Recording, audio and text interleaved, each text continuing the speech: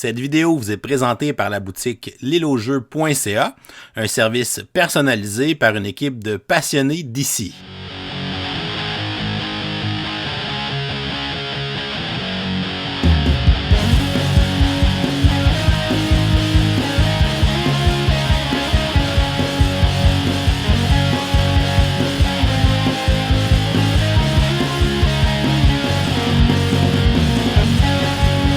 Salut gamers, bienvenue à Professeur Board Game. On est en direct du Gen Con 2023.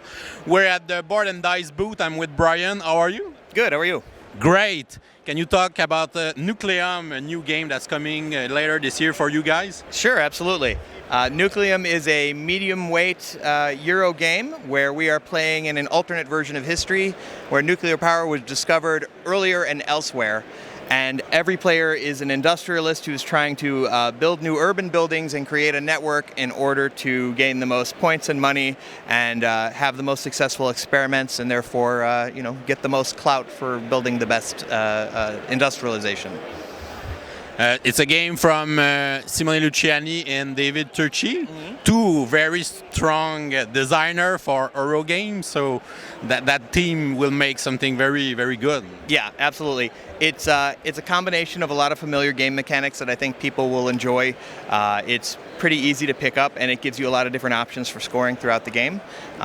It plays very well at different player counts. The board is two-sided, so you don't have to worry about, it's nice and tight even if you're playing at only two players.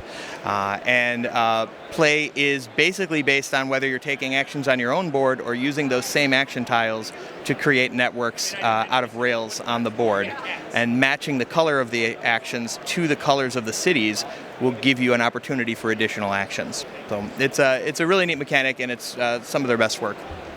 A lot of people are making comparison with this game with a game like Barrage or Brass, maybe. Is this justified, you think? Yeah, we've heard Brass Barrage quite a bit. It does seem appropriate. Someone joked to David, they said this placement seems an awful lot like Brass, and he said, well, that wasn't an accident. Yes.